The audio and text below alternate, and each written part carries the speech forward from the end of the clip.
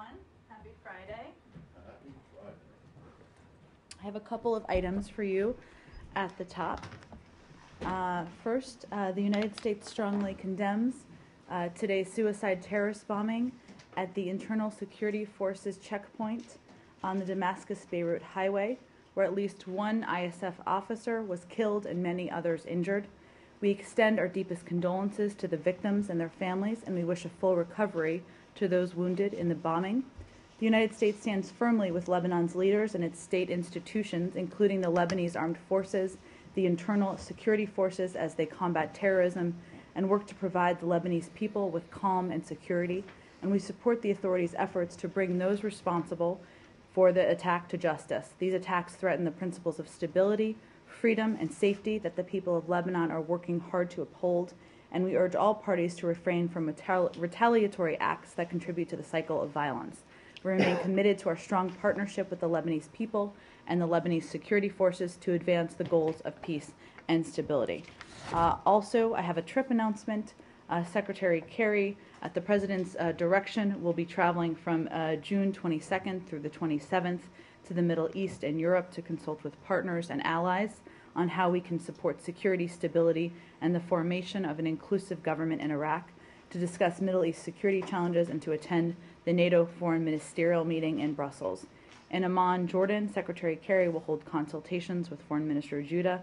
The Secretary will also travel to Brussels, Belgium, as I mentioned, to the NATO Foreign Ministerial, which will discuss preparations for the NATO summit in September, as well as the ongoing crisis in Ukraine. In Paris, France, the Secretary will meet with key regional partners and Gulf allies on Middle East security challenges, including Iraq and Syria. With that, go ahead, Matt. Let's start with Iraq. Okay. Can I ask one thing on the travel thing? No. On the regional partners, that means European regional partners, or that means Middle Eastern Gulf regional partners? Both. Okay, thanks. Mm-hmm. Please. Iraq? Yes. You will have seen, I'm sure, the speech made today by Ayatollah Sistani. I'm wondering what you all make of it. I noticed that Brett McGurk seems to have thought it was important enough to call attention to social media. Mm-hmm. Well, I will echo his comments and, of course, let the comments of His Eminence speak for themselves, as in Sistani, not Brett McGurk. But I also note that beyond his comments on government formation, he asked that the Iraqi people form more cohesion towards each other, and for all Iraqis to work to reduce the suffering of displaced families caused by violence. Obviously, as you know, one of our primary messages, both publicly and privately, to Iraqi leaders is that now is a time to be unified against the shared threat that they face. Okay, and while I'm sure you don't mean to take away from Brett McGurk's eminence, Mm-hmm. why are you calling Sistani His Eminence now? Well, that is the title that he has, and we're using properly. But Grand Ayatollah is his title. Is there some reason that you've now decided to elevate him? I wouldn't overanalyze, Matt. We were just Really? Using it in a respectful manner. Okay, and then this question came up over at the Pentagon a little while ago, and the answer was not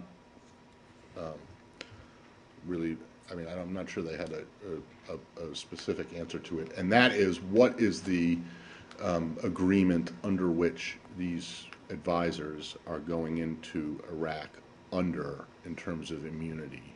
Are they like the security guys who went in, or I assume the security guys who went in to help with the embassy, under Chief of Mission Authority?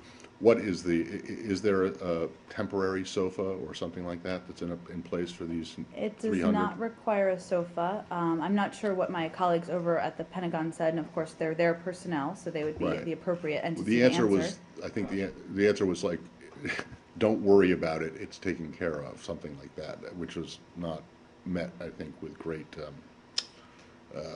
did not meet a great response. I'm just wondering if you have details. Well, we currently have, as you know, and before these announcements, have had military advisory personnel in Iraq. They have the necessary protections they need, we're confident these forces will as well. Well, Do they have diplomatic immunity? I mean, correct me if I'm wrong, but I thought that I had thought that the U.S. military personnel who are in Iraq in an advisory capacity since the withdrawal of U.S. forces were at the embassy and under chief of mission authority and had diplomatic immunity. Is that correct? There are some that have been. I'm just not going to have more details on this. These are DoD personnel, and so I would point you to them for any explanation they'd But like to offer. My colleagues have been told to ask at the State Department to find out what are the immunities and what are the circumstances under which the forces are going to operate there. And I think it's a reasonable question to ask because, as the President himself pointed out, the Iraqis didn't grant the immunities that you wanted for U.S. forces to remain. So just Well, it's an entirely different circumstance. We were talking about a couple thousand of military non-combat forces at the time. I'm not saying it's not a completely justifiable question. There aren't other details to share.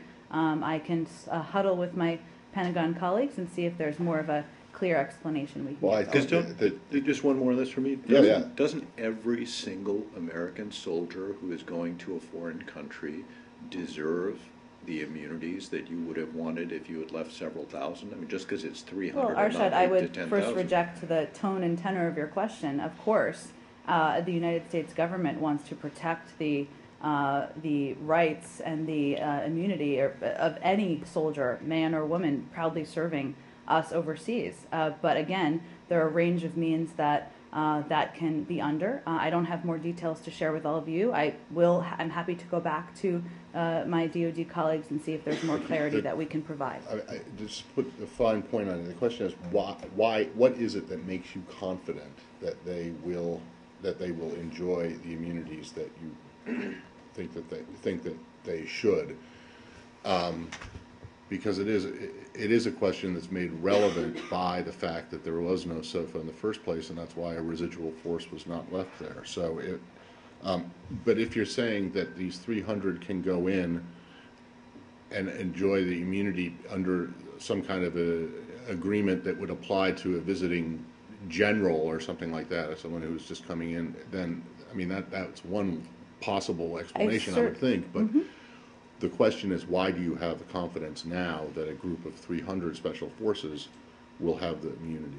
Well, I, again, don't want to speak out of turn here and want to get the exact legal understanding for all of you, but I would remind you that in 2011, there was agreement that they would not stay, and there wasn't agreement on what the circumstances needed for them to stay.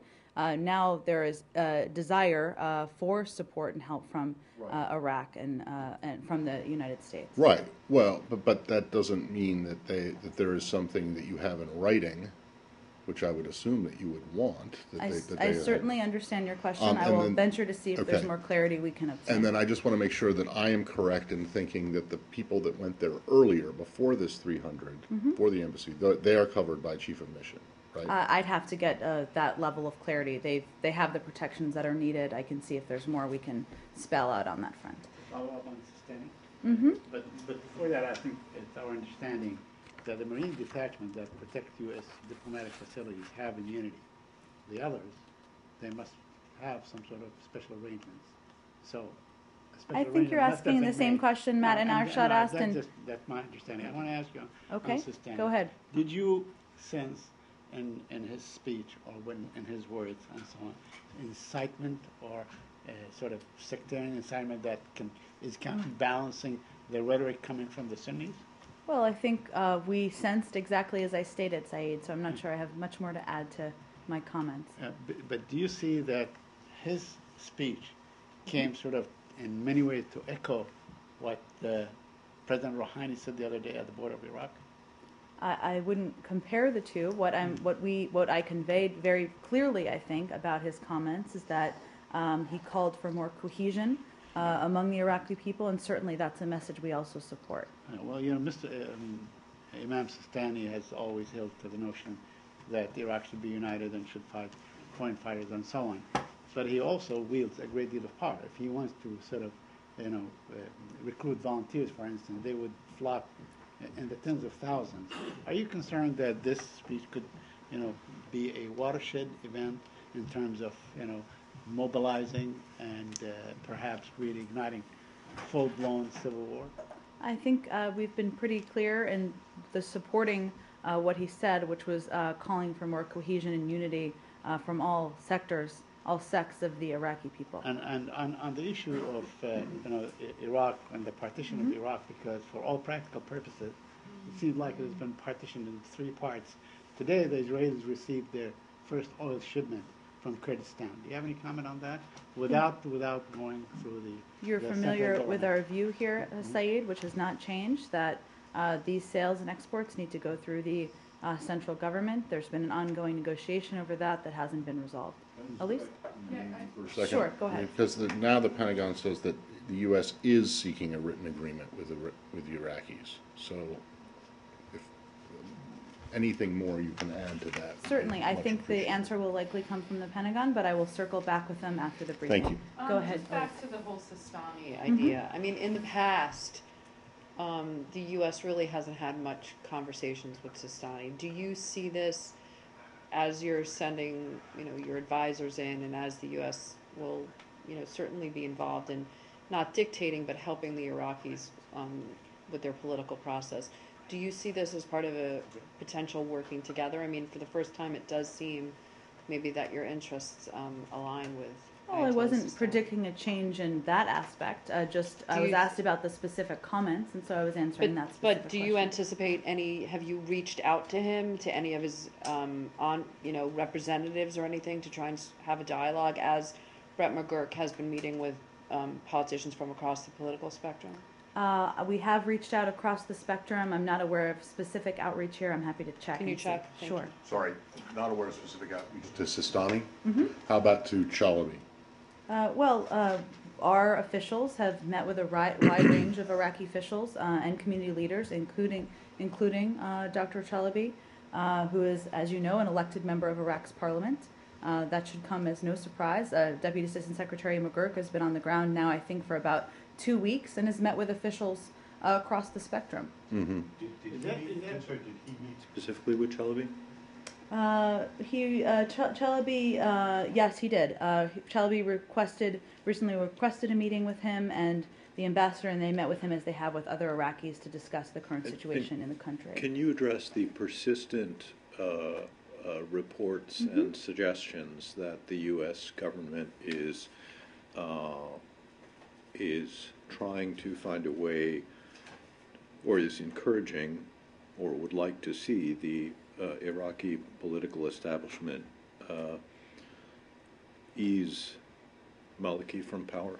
Well, I'm happy to, and I'd also point at the fact that the president and the secretary addressed it yesterday. It's up to the Iraqi people, not the United States, to determine the future of their leadership. They've had an election. Certainly in these meetings, Deputy Assistant Secretary McGurk and Ambassador Beecroft have been encouraging the quick formation, the urgency of the formation of a government, but they've made clear it's not our role or our choice to make in terms of who the future leaders will be. But certainly, But certainly, while that's true, you certainly have made no bones about the fact that you don't think that Maliki has fulfilled his kind of responsibilities to form an inclusive government. So implicit in what you're saying is you are kind of sending the message to Iraqis that maybe you should think about some new leadership, while of course the U.S. wouldn't dictate who the Iraqis Implicit choose. in those comments, which are right, we've consistently made, is that Prime Minister Maliki needs to take additional steps to be more inclusive, to rule in a non-sectarian manner. We've been encouraging him to do that publicly and privately. But again, it remains up to the people of Iraq to determine their future leadership, and that's part of our message as well. But you are kind of sending the message to Iraqis, not so subtly, that you feel that they deserve better than the leadership that they've had. It is not about specific individuals, Elise. It's about the way that we believe Iraq should be governed. And it's not being governed the way you feel, or you feel the Iraqis deserve it to be governed. And we've made no secret of the fact that we think more needs to be done to be more inclusive and acknowledge the legitimate concerns of the Sunni and Kurdish populations. Let me just follow up on Chalabi. the meeting with Chalabi, does that mean that he's been rehabilitated into the good graces of the United States, considering that almost a warrant for his arrest was issued by the American Well, Army? Saeed, as we've been reading out periodically, Ambassador Beecroft and Deputy Assistant Secretary McGurk have been meeting with a range of officials across the board over the course of the last several weeks. Okay, would you support Ahmed Chalabi, because he threw his hat in the ring, apparently, for the premiership, Ahmed Chalabi or Bayan Jabr, both of whom are very, very close to Iran? Would you support either one of them to replace Maliki? It's not the role of the United States to support any candidate. Would you oppose? Would you oppose it? It's not the role to support or oppose, Saeed. So we'll let. Syria, of I know. course. I know you like. Well, I think we're talking there about a brutal dictator who's killed tens of thousands of his own people. Go ahead. To follow up on Lisa's questions, are you saying, is the administration saying that strikes in Iraq are contingent on the Iraqi government changing? I think we made very clear yesterday when we announced, when the president laid out his plans moving forward, that the factors we're looking at are what we believe are in our national security interests, threats that may face our personnel, our facilities, threats coming from ISIL, on whether targeted action would support the stability of Iraq and prevent a descent into sectarian conflict. There are a range of factors. Now, at the same time, while it's not contingent upon the success of Iraq, the stability of Iraq is very much dependent on the Iraqi leaders taking steps to be inclusive, rule in a non-sectarian manner, and support and boost up the security forces. But haven't you told the people of Iraq that we won't help you unless you've changed your government? I think the president's speech yesterday was pretty clear that we're not talking about contingency, we're talking about steps that are necessary in order to have a successful outcome. In September 2012, President Obama said, quote, 4 years ago I promised to end the war in Iraq. We did. Yesterday, President Obama said, well, keep in mind that wasn't a decision made by me. That was a decision made by the Iraqi government. How do you reconcile that? I think it's pretty easy to reconcile, Lucas. In 2011, we did not have the requirements we needed to protect our men and women serving. That was a decision made by the Iraqis at the time. The president has made no secret, as have a number of other current administration officials, about their views on the decisions made to go into Iraq. That hasn't changed. But we're at the point we're at because we have a national security interest here in the stability of Iraq, and the success of its people and the stability of the region. So that's why we're talking about our engagement at this point in time. But in 2011, I mean, the administration was quite proud to say that you ended the war in Iraq, and that's what the president meant by saying we did. He did end the war in Iraq. And now yesterday he seemed to put the blame solely on Prime Minister Maliki. Well, Lucas, I think there's a difference between bringing combat troops home and whether you have the protections you need to keep a small contingency on the ground. And so there's a difference between the two. Regardless, we're ending the war in Afghanistan as well. But we'll have, given candidates have both said that they would support a BSA, we're in a slightly different circumstance. But if in Afghanistan, this administration has been trying very hard to get a bilateral security agreement signed, why wasn't there the same impetus in Iraq? There's a different circumstance. Different countries are different. But again, at the time, we didn't have the security. The requirements we needed in order to protect the men and women serving. Can we, Saeed, go just because we haven't gone to a couple of these other guys? Go ahead, Michael. Thanks. So the president, just following up on Lucas, has said multiple times that Al-Qaeda is on the run due to proactive counterterrorism operations led by his administration. Is the administration's priority to preserve the integrity of the Iraqi government, or is the priority to diminish the operational capacity of ISIL? Because if it were the latter, surely you would be considering strikes in Syrian territory. And this goes to comments yesterday by a senior administration official speaking on geographic space not being a factor here. Well, I think that administration official, if I remember correctly, made clear that we don't restrict potential U.S. action to a specific geographic area. We're talking about going after ISIL. Obviously, there hasn't been a decision made yet, so we're getting a little ahead of where we are on strikes. But our focus here is, and I would point you to before, a couple of weeks ago when the president gave his speech and he talked about going after the threat that we face, which has certainly changed over the course of time.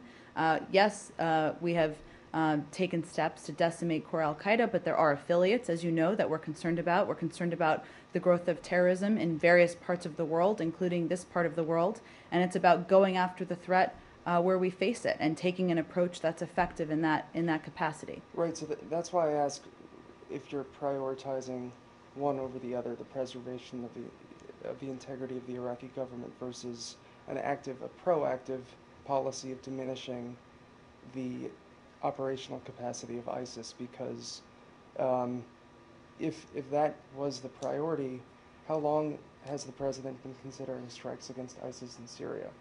Well, let me be clear here. We're not talking about one leader or even the government. We're talking about the Iraqi people and the stability of Iraq and the stability of the region. And that's the prism through which the president and leaders in the administration look at this. Syria, as you know, we've been increasing our assistance over the course of time. We expanded the scale and scope over a year ago.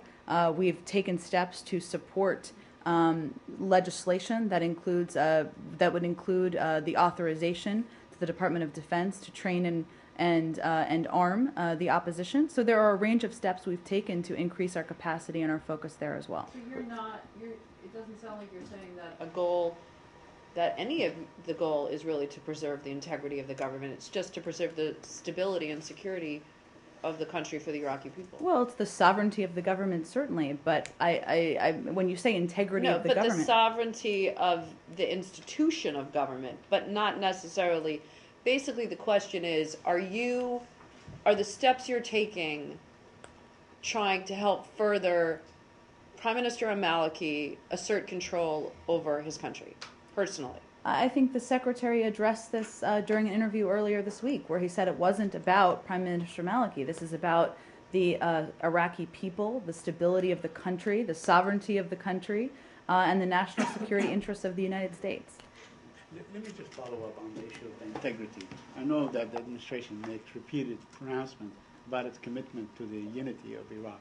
Mm-hmm. But if partition is amicably arrived at by all three different groups that have three different countries, would you support it, considering that they were actually real champions in this administration, no less than the Vice President of the United States of America, who actually advocated an independent Kurdistan? Saeed, that was quite a long time ago. As you know, that's not a focus or the policy of the administration. So our focus here is on a unified, sovereign Iraq. But if such an outcome would lead to less violence and people living together... I'm not going to speculate on a hypothetical. What was a long time ago? The vice president's... it was even longer that the border was drawn. Correct. It was before he was vice president. So he even had a different title at the time.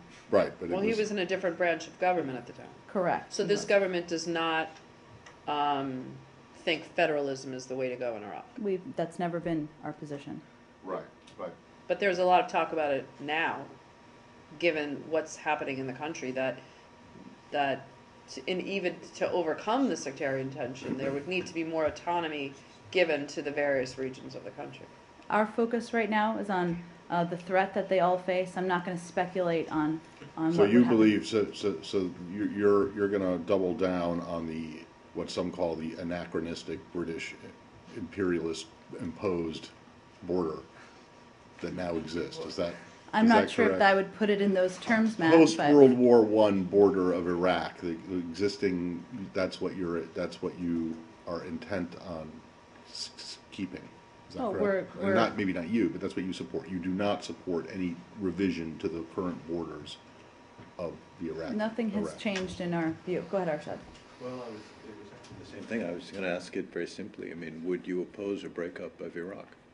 I'm not going to speculate on that. It's never been our position, so I'm not going to speak to a hypothetical that we're not currently looking at. It's not a hypothetical. People are generally inside the country talking about it too. I mean, it's not totally hypothetical. I mean, there are moves for people to move in that direction. That's not the position or the view or the support of the United States government. So Can you you say disagree no? with Can you the- say with the don't want notion Iraq to that break up? we- I think we're done with this Yeah. question. Could- Go ahead, could you- Michael. just what's my Say, point? we're going to Please, go on to the please. next. Michael, go ahead. I'm just following up back on the geographic space issue because the president said yesterday that ISIL could potentially be a threat to the United States. He said potentially.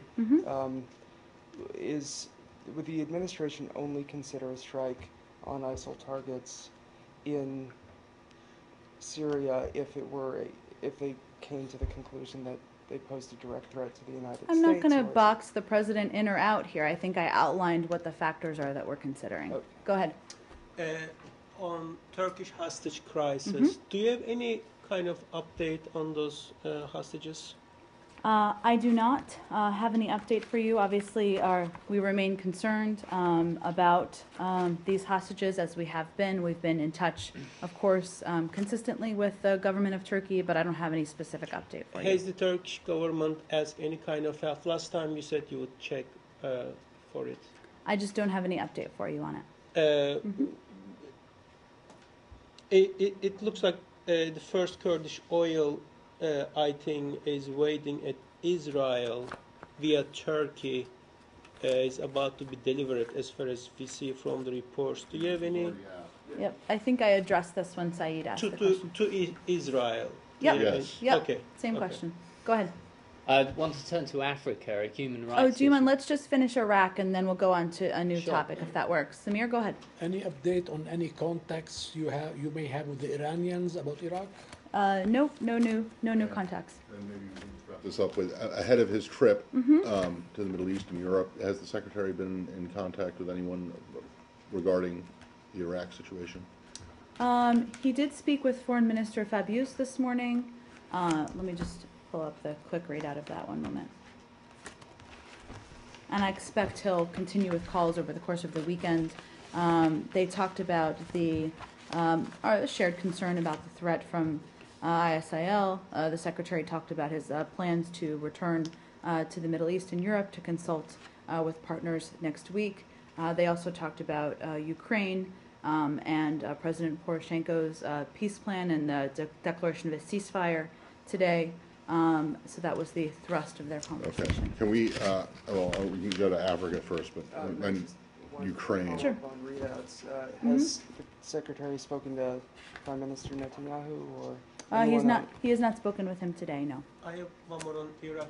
You have been encouraging Turkish government and Iraqi government, Mali government, to cooperate on regional issues as well as this crisis in Mosul. Do you know any kind of cooperation or any kind of phone talk between these two allies? I don't have any updates for you. I'd point you to the Turkish government. Do we have any more on Iraq? Iraq, go ahead. One last question. Have you heard the reports of Iraqi television channels that have reportedly critical to Maliki being taken off the air in Egypt or Jordan? I have not actually seen that report. I spoke a couple of days ago just to concerns we'd seen about social media being pulled back, but I'm happy to check and see. You said Jordan, and where was the other country? I'm In sorry. Egypt. And Egypt, okay. Okay, we'll check into that. Do you have any more on Iraq? Okay. Ukraine? Or a new topic? Or you guys Go pick to the Africa. topic, sorry. No, someone had an Okay. Africa question, I believe. Okay, yes, go ahead. Daniel from Beach Story, by the way. So there was a response to the signing of the law in Uganda called the Anti-Homosexuality Yes. Act. Do you, first of all, do you describe that as a set of sanctions, or is it just a set of actions? And secondly, what motivated the actions at this point? Well, we announced several months ago when this legislation was enacted that we would be undergoing a review. So this is the conclusion of that review. I think we would categorize it accurately as a set of actions because while there were visa bans included in there, there were additional steps taken including related to funding for the Ugandan, discontinuing funding, I should say, for the Ugandan police force and shifting of certain funding that supports salaries, travel expenses, and other health-related items at the Ugandan Ministry of Health and also relocating a planned public health institute, which we were providing $3 million for, to another country in Africa, and also canceling plans. So it was a range of actions that were taken after a review that the administration underwent. And there are a number of individuals who will be subject to a travel ban. I don't know the legal ins and outs of it, but why can't you name those individuals to sort of send a message like you do with other more sanctionable individuals? It's just a policy that we don't. So in this case, I don't have any names or numbers for you. And another follow-up. Nigeria has often been named by human rights groups as being particularly pernicious in the way that it treats LGBT individuals. And there are several other African countries where there are laws and actions against gay rights. Is there a case for saying why is Uganda the focus when there are so many other problems in Africa, not least in Nigeria? And are there plans to follow up with more action to try to send that message to those countries? To be clear, this isn't just a Uganda problem. It's not just an Africa problem. Anywhere where we see LGBT rights being trampled on, we often speak out about our concerns there. So in Nigeria, we've spoken out against the Same-Sex Marriage Prohibition Act, and we've also engaged extensively at the highest levels of government with the police and with regional and local officials to press the message of nonviolence. We are also providing technical assistance to civil society, and we're monitoring closely the implementation of SSMP and its impact on the LGBT population in Nigeria and community. We'll take appropriate actions as needed. We evaluate country by country and take steps when they're warranted. Thank you. Just on the visa ban, have there actually been Ugandan officials who have been notified that either their existing visa will be revoked or has been revoked, or that they will be denied if they apply for a new one? Or is this just something that is coming down the pike? We're taking steps to restrict entry. I'd have to check Matt on the exact. But you don't know status. if it's actually had an effect on any Ugandan official who was planning or was already in Well, we just announced the US. these steps yesterday. I will see if there's anything more specific. I know some of this is subject to confidentiality laws, of course, but. Well, I don't think that would be, if in fact it's actually had an effect on someone. Well, but typically we wouldn't give names or numbers, so I will check and see if there's more we can You have provide. given numbers in the past. I know that you haven't given names unless or until someone affected speaks out publicly, or complains about it, in which case you have And that had has a history happened, yes. of confirming it. But I'm not even asking for the number. I just want to know if You're asking if it's been implemented yet? yeah, if Okay. anyone has actually gotten Sure. told they have to leave because their visa has been revoked or whatever. Okay, you got it. Uganda or new topic? Oh, Uganda? no. Can we Okay, go stay ahead. just next door? Okay. Kenya, the new Yes. travel warning, the relocation of some staff from the embassy. Can you be at all more specific about who these people are, where they're going? Sure, let me just pull this up so I have the language in front of me. One moment. Let's see where this is at. I think the travel warning noted that, one, it's important to clarify that this has been a long review of our security measures and steps that need to be taken in Kenya. We're all familiar with the Westgate attack, and obviously there have been a range of attacks over the course of time. This is applicable at this point to individuals who have regional responsibilities, so it's unlikely to impact our bilateral responsibilities that we have. Somalia office? When you say regional responsibilities, do you mean that these are people that are working on Somalia? Well, they're working on a range of regional issues. I don't have that level of specificity, and some of it is still being, we're still working through the details of these changes. And they'll just be moved to a different area. It doesn't mean that these responsibilities will discontinue, if that makes sense. Are they going elsewhere in the region, or some of them being brought back to the United States? I'd have to check on that. I'm fairly certain elsewhere in the region. Arshad, obviously there's your important priorities, so it's elsewhere in the region is my understanding. Any more in Kenya, Africa? Okay. Go ahead in the back. Yes, please. Egypt. Mm-hmm. Related to the Secretary Kerry trip to Middle East and Europe, I mean, it was reported today in Egyptian, some of the newspapers, that Secretary Kerry may go to Egypt on Sunday. Is it something expected, or it's just a rumor? I just don't have any trip details beyond those I announced at this point in So time. the other question related to the trip, when the Secretary yesterday mentioned he is going to meet Gulf states people, is he going to meet them in Paris or where? He'll be meeting Or in Amman? a range of officials in Paris at the end of the week. And so it's Amman is just for Judah. And as more details of his trip become available, we'll make those available as well. Go ahead. Let's just tick around here a little bit. Go ahead. A review on the Kodo statement. I wonder, do you agree with the conclusion? Our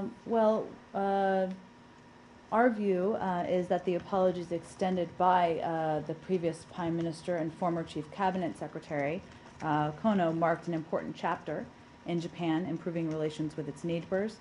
We take note of the Chief Cabinet Secretary's statement on June 20th that the position of the Abe government is to uphold the Kono statement.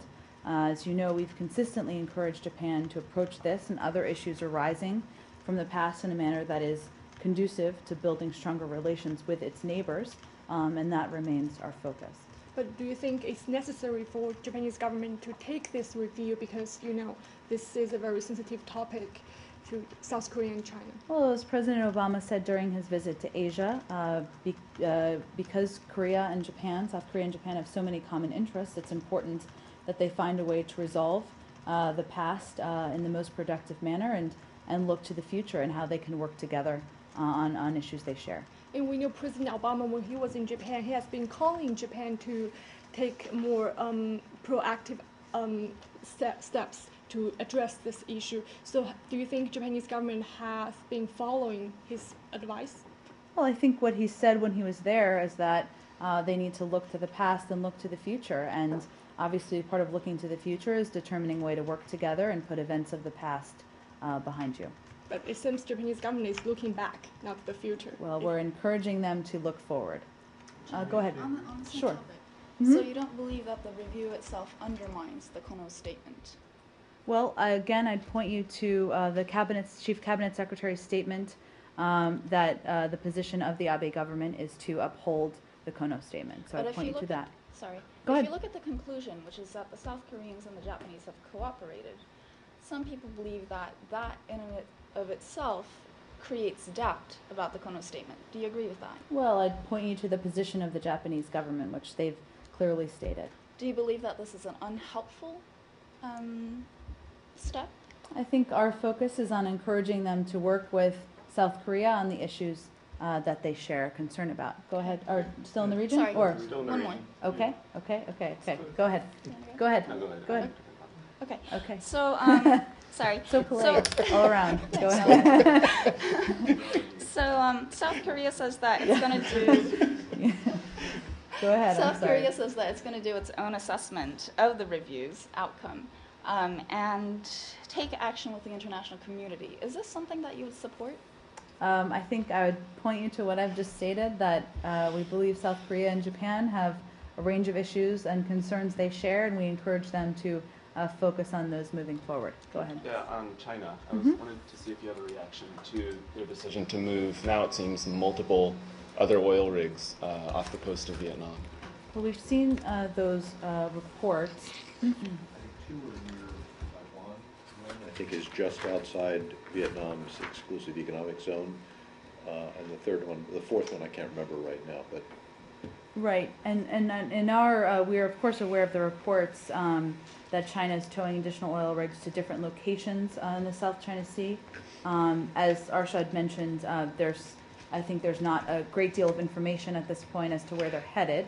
If a rig were placed in disputed waters, that would be a concern, and we certainly have a national interest in the maintenance of peace and stability in the region. So at this point, we don't have enough information about the intended destinations of these rigs, so we'll hold back judgment until we know more. I think they have posted the latitude and longitude I had not seen that locations, but- before it came down, and I'm happy to see if there's more we want to convey on this issue. Okay.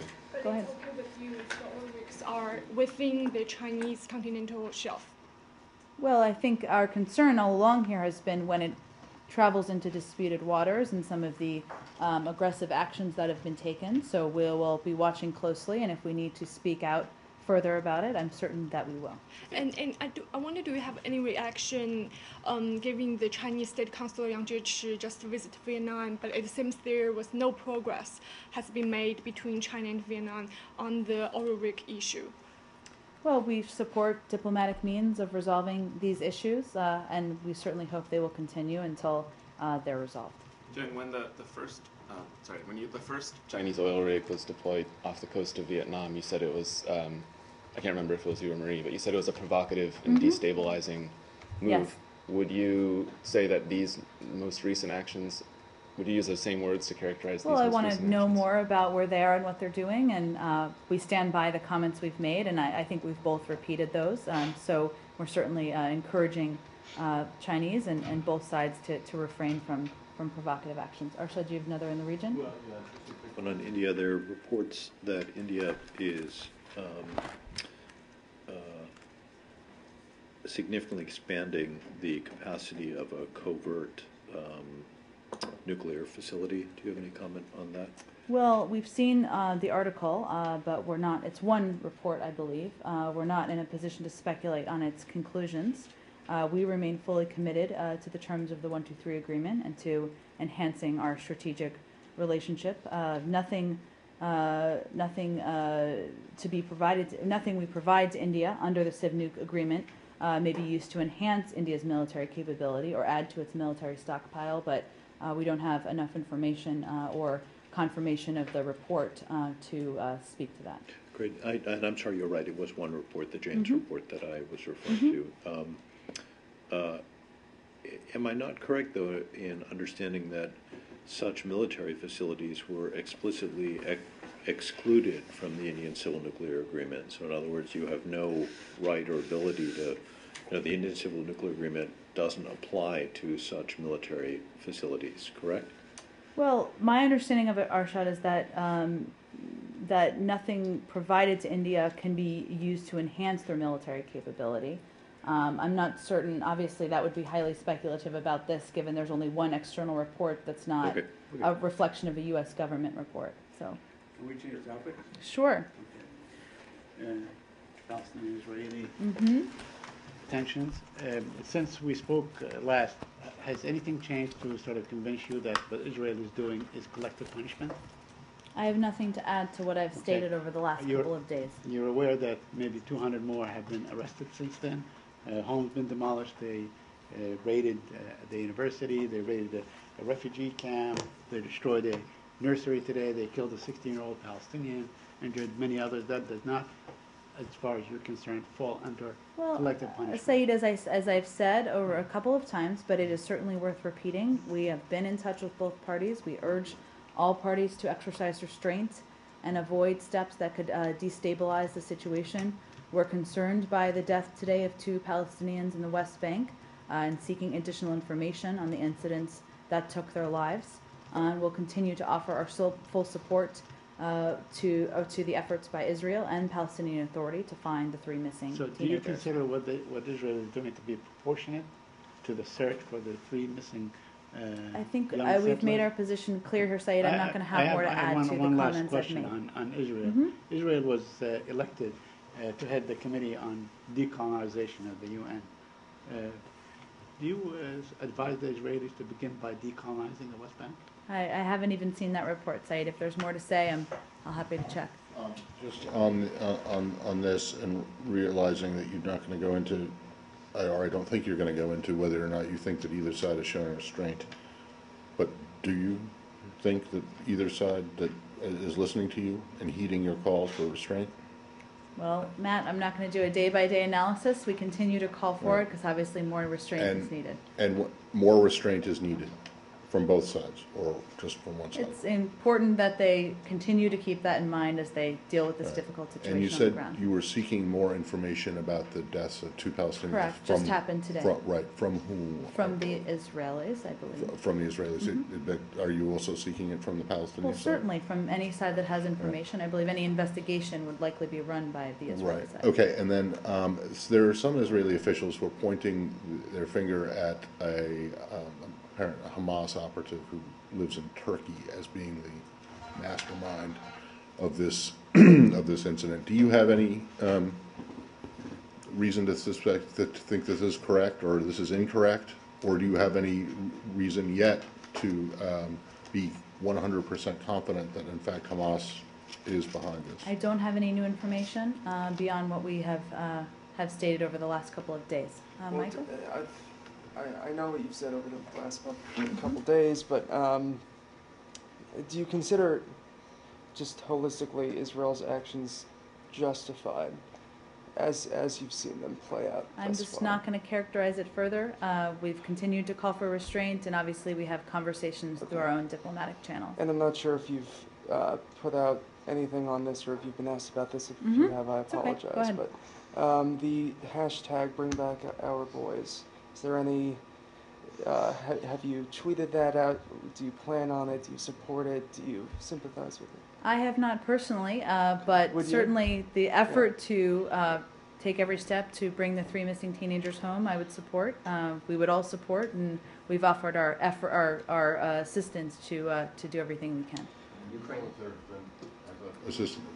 has anyone asked for the assistance? I'm not aware of, but we've just offered to be helpful if we can be helpful. Go ahead. Ukraine? Sure.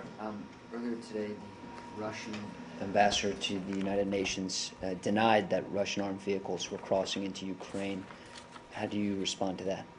Well, I have a couple of updated details here, so let me run through those for you. We are confident, as we said last Friday, that Russia last week sent tanks and rocket launchers from a deployment site in southwest Russia into eastern Ukraine. We have information that additional tanks have been prepared for departure from this same deployment site, and that's more recently. We also have information that Russia has accumulated artillery at a deployment site in southwest Russia, including a type of artillery utilized by Ukrainian forces but no longer in Russia's active forces, and believe Russia may soon provide this equipment to separatist fighters. And we are obviously closely watching what we are seeing on the ground. I would also point you to the comments of NATO Secretary General Rasmussen yesterday, who said we're seeing a new Russian military buildup of at least a few thousand more troops deployed at the Ukrainian border, and there are troop maneuvers near the border with Ukraine. And separately, we have our own information that Russia has redeployed military forces to its border with Ukraine. This is the closest Russian troops have come to the Ukrainian territory since their invasion of Crimea. So that is our view from the United States. The Russians say that the troop buildup that you and NATO have spoken about is simply a border guard reinforcing, and that they need to be reinforced because of the flow of, in some places, the flow of people, refugees, some of them, across the border. You don't buy that? Is that? Well, first, I think one step we've been asking President Putin and the Russians to be supportive of is securing the border, and what we're seeing is a flow of individuals into Ukraine with materials and equipment and tanks, as we've been speaking about. In terms of the refugee numbers, we've looked into Russian reports of large numbers of refugees fleeing Russia, and have seen no evidence to fleeing Ukraine. Fleeing to Russia, and have seen no evidence to substantiate them. According to the Russian Federal Migration Service itself, just over 5,000 people from Ukraine have applied for asylum in Russia since January, and the numbers, some Russian sources are claiming numbers more like 100,000. So we're talking about the last 6 months, I guess, since January. And many ethnic Russians from Ukraine have family in Russia. Some may be staying with them. but neither Ukrainian border guards or nor international organizations operating in the area have reported any large outflows of refugees to Russia to substantiate their claim. Okay, excuse me. Apparently there was a meeting this morning of their, whatever the Russian government committee is that deals with refugees, and they're talking, I think that, unless I'm wrong, I think they were talking about 9,000 or something like that. But you, to the best of your knowledge, you're saying that you have seen you've seen nothing like this, that there's no mass exodus or even close to close to thousands that are crossing the border from Ukraine into Russia, fleeing their homes or fighting. Is that correct? And it's not, obviously, just to clarify though, it's not we're not monitoring this ourselves, obviously, but Ukrainian border guards are, as well as international organizations who are in the area. Okay. Does that mean that you don't have any concern about the situation in terms of what it means for civilians in the East right now? Well, I think certainly we have concern, but we think the most effective and powerful step the Russians can take is to call on separatists to lay down their arms and to help secure the border. And obviously those are the steps that we think would reduce the violence and tension in the East. Okay. Earlier today, a senior official was telling people that in addition to what you just said about more tanks, additional tanks being prepared for to be transferred to the separatists, that some, in fact, as of yesterday, had actually moved away from this, from the site in southwest Russia. Do you know, one, how many, and two, in what direction they were moving? I mean, well, are they moving towards Ukraine? To be clear, we have information about, which I referred to specifically about preparing for departure from the same deployment site. We've seen reports about additional Russian tanks, rocket launchers, and other military equipment crossing the border into Luhansk. I don't have specific numbers, and those are reports. The other details are more confirmed internally. But okay, I'm a little confused now. So you don't know that that the tanks have actually left to this site in southwest Russia? There are reports that they have. We know that they're preparing to depart. But the reports are reports. I don't have independent confirmation of those. There are reports out there that we've seen. In his conversation with Foreign Minister Fabius, you said that Secretary Kerry talked about the Poroshenko ceasefire, which he has now ordered a start of. The Russians have come back just within the last half hour or so and said that this looks like an ultimatum and doesn't really look like a ceasefire. Can you elaborate on more on what you think, what the administration thinks of the ceasefire proposal, whether it's an ultimatum or it's a challenge and not really a it's a ceasefire? unilateral ceasefire, and certainly they need a partner in order for it to be effective. But these are steps taken by President Poroshenko and the Ukrainian government to provide a path to de-escalation. Obviously, the Russian separatists or Russian-backed separatists would need to be a partner in that, as would the Russians, in order for it to be effective on both sides. Okay. And then have you seen, since recognizing it's only a couple hours old now, but have you seen any indication from the Russians that they're willing to now take steps that you think would de-escalate the situation? We have not seen new steps, and in fact, I've pointed to some escalatory steps. So in fact, they're doing the opposite of what you say they should be doing. Correct. All right, and it's there's still no trigger though for these sectoral sanctions. Oh well, I know we announced the sanctioning of 7 new individuals this morning. Early next week, as I noted, the Secretary will be at the NATO ministerial meeting, where Ukraine will be a big part of that conversation, and there'll also be a range of meetings among Europeans next week. So we certainly expect these issues to be a big topic of conversation. So is this ambassador, this Russian ambassador to the United Nations, is he lying? I will let you put labels out there, Lucas, but I conveyed to you what we know as the United States. Sure. You'll be able to answer this, and you may want to just refer to Treasury, where I've already asked the question and not gotten an answer. Okay. The 7 individuals were identified in the Treasury release and in a separate kind of fact sheet about them. and it has information like dates of birth, in some cases places of birth. Only one of the seven, for only one of the seven is the citizenship of the individual specified. That person is Russian. Who are the other, what is the nationality of the other six? It's a good question. I don't know it off the top of my head. I will follow up with them and see if that's information we can provide. As was noted in there with the details in the press release, it's more related to the actions, and some of them are Russian-backed. But I will see if there's more we can provide. Jen, who's taking the escalatory measures, the Russians or the Russian separatists? Well, certainly the Russian separatists, but again, there's no question in our view that Russia has the ability to call on them to lay down their arms and to secure the border, and there's more that they can do to promote a de-escalatory process. Could I? Oh. Sure, go ahead. Go ahead, Ali.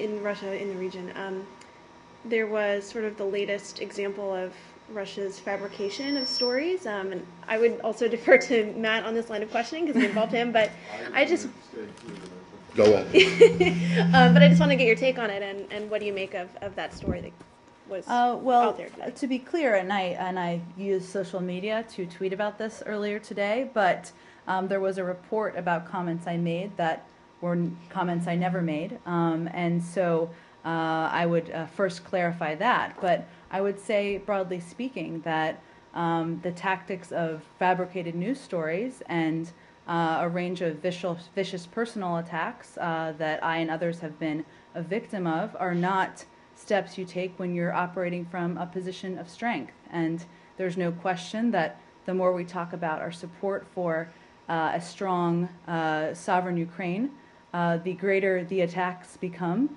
So I will leave it to others to draw their own conclusions on that front. Yeah. Sure. Confirm that there's a readout from the Kremlin today that Prime Minister Maliki called and had a conversation with President Putin, and President Putin offered his support to the country of Iraq. I've seen some of those reports. I obviously am not in a position to provide details of their conversation. But would you support Russia's efforts to help stabilize Iraq? To help stabilize Iraq and support the governing in a non-sectarian, unified manner, certainly, but I don't have any more details of their call. Go ahead. So just one question, sort of an update on Vienna, and then another question on the sanctions legislation that's been passed. Okay. From Congress.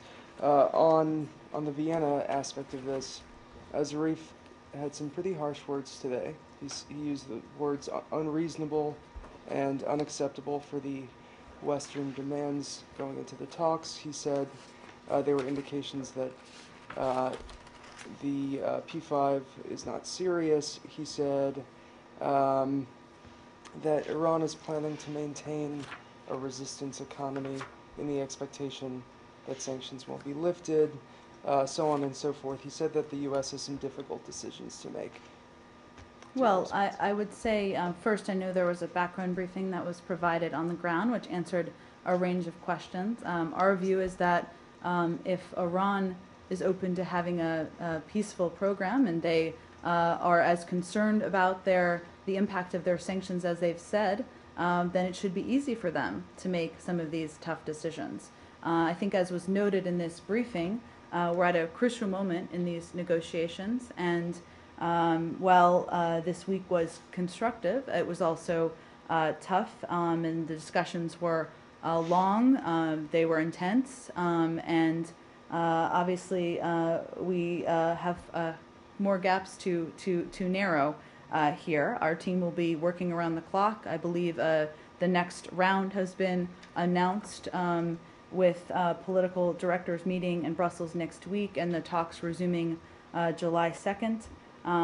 But again, we're focused on the July 20th timeline, and we'll be working around the clock leading up to that point. And the second question on sanctions legislation, there was a letter sent by members, the leaders of the House Foreign Relations Committee, Engel and Royce, that was open for signatures, and what they were saying to the president was that there is no such thing as nuclear-related sanctions in U.S. law. and that this idea that we have demarcated nuclear-related sanctions from drug trafficking, terrorism, human rights, and the like is simply not part of the legislation. So is that something that the Treasury Department has done? Is that a different reading of the law by the State Department? How do you respond to this bipartisan letter? I have not seen the letter. Did it come to the State Department or just Went to to the the White House? President.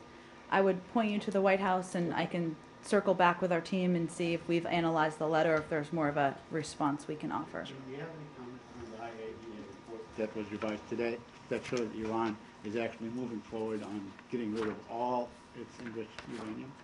I haven't seen the new report. I'm sure I should have taken a look at that. A lot going on today, but we can look at that as We well. would consider that to be a step Well, let in the me right- take a look at the report and see exactly what it says. Go ahead, Lucas. Oh. I just want to go back to congressional correspondence. Sure. Have you gotten a reply to the letter that was sent to the Benghazi Select Committee? Do you know? I'm not aware of a reply back. I can check on that too. I think we just sent the letter 2 days ago. So, Okay. Back to Iraq.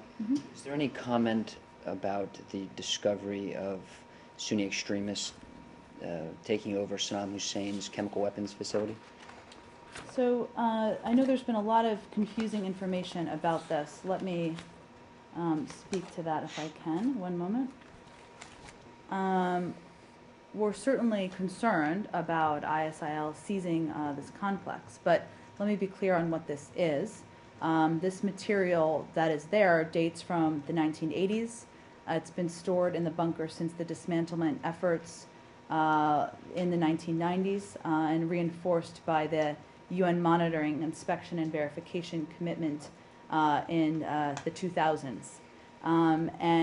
It contains 2 bunkers that hold degraded chemical remnants, which don't include intact chemical weapons, and there certainly is a difference, and would be very difficult, if not impossible, to safely use this for military purposes, or frankly to move it. We're certainly concerned, but I think the context of what this is and what this is not is incredibly important here as we assess the concern. I thought Saddam Hussein didn't have chemical weapons.